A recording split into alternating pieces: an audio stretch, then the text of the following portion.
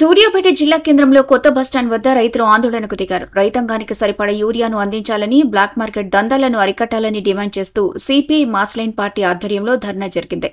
ఈ సందర్భంగా పార్టీ జిల్లా కార్యదర్శి కొత్తపల్లి శివకుమార్ మాట్లాడుతూ, జూన్లో రావాల్సిన యూరియాను ఇప్పటికే కేంద్రం పంపించలేదని, ఇది తెలంగాణ పట్ల సవితి తల్లి ప్రేమను సూచిస్తోందని మండిపడ్డారు. అదే సమయంలో రాష్ట్ర ప్రభుత్వం కూడా కేంద్రంపై ఎలాంటి ఒత్తిడి తేవటం లేదని, రెండు ప్రభుత్వాలు కుమ్మక్కై రైతులను నిర్లక్ష్యం చేస్తున్నాయన్నారు. తీవ్ర వర్షాల నష్టాలతోనే రైతులు ఇబ్బందులు పడుతుండగా ఎరువులు అందకపోవడం గోటి చుట్టూ గ్రోకలిపోటుగా మారిందని ఆయన ఆవేదన వ్యక్తం చేశారు.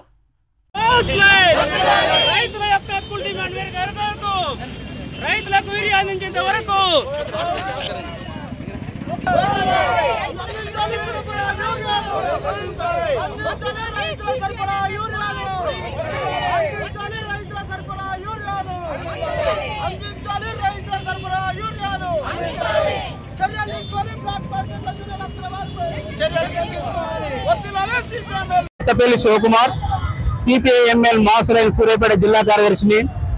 మన తెలంగాణ రాష్ట్రానికి 9.80 లక్షల మెట్రిక్ టన్నుల యూరియా ఏప్రిల్ మేలోనే రావాలి. జూన్లోనే 5.50 లక్షలు వచ్చింది. కానీ ఈ రోజు వరకు ఇంకా 1,80,000 మెట్రిక్ టన్నుల యూరియా రావాల్సి వచ్చింది. రావాల్సిన యూరియా రాకపోగా వచ్చిన యూరియాని బ్లాక్ మార్కెట్ లో రైతులను ఇబ్బంది పెట్టుకుంటూ ఈరోజు యూరియా వచ్చిన షాపుల వాళ్ళు అమ్ముతున్నారు. అదేవిధంగా రాష్ట్ర ప్రభుత్వం కొందరు ప్రభుత్వం ఉన్నటువంటి నాయకుల మాటని కూడా యూరియాని వాళ్ళకు దగ్గరలకు మాత్రం వేస్తున్నారు. నిజమైన రైతులకు యూరియా అందకుండా చేస్తున్నారు.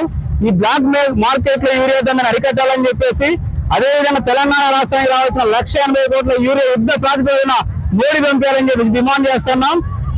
ఈ 4-5 రోజులు కనుక ఇప్పటికే పంటలు ఎండిపోతున్న యూరియా అందక రైతులు అనేక ఇబ్బందులు పడుతున్నారు.